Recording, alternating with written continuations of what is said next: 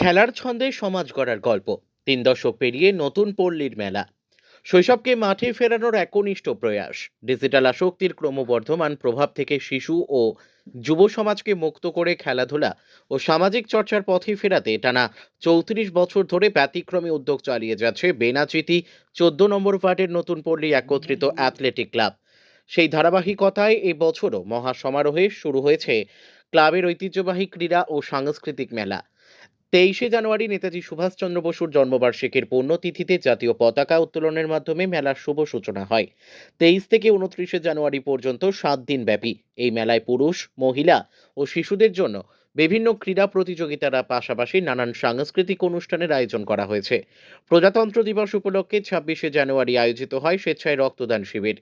Club সদস্যদের পাশাপাশি এলাকার যুবক যুবতীদের স্বতঃস্ফূর্ত অংশগ্রহণে মোট ৩০ জন রক্তদাতা স্বেচ্ছায় রক্তদান করেন।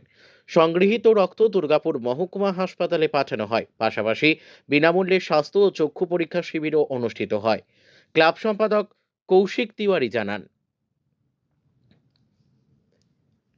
খেলার মাঠকে কেন্দ্র করে সমাজ গঠনের এই দীর্ঘ ৩৪ বছরের যাত্রা আজ শুধু একটি মেলায় সীমাবদ্ধ নয়, এ এক সচেতন সামাজিক আন্দোলন।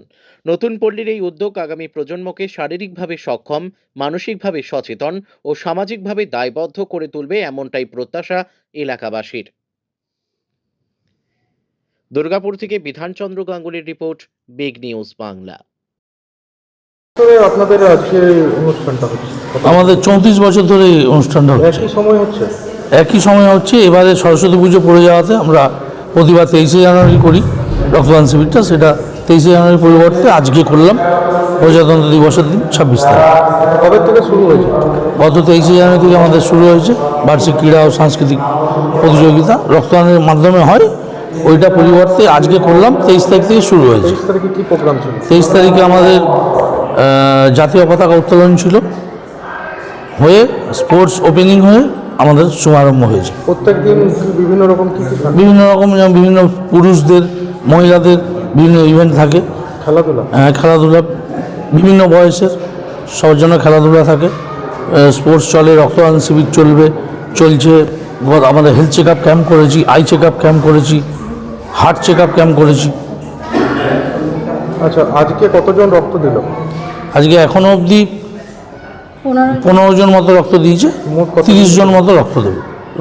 পুরুষ মহিলা মিলিয়ে রক্ত সংগ্রহ করছে।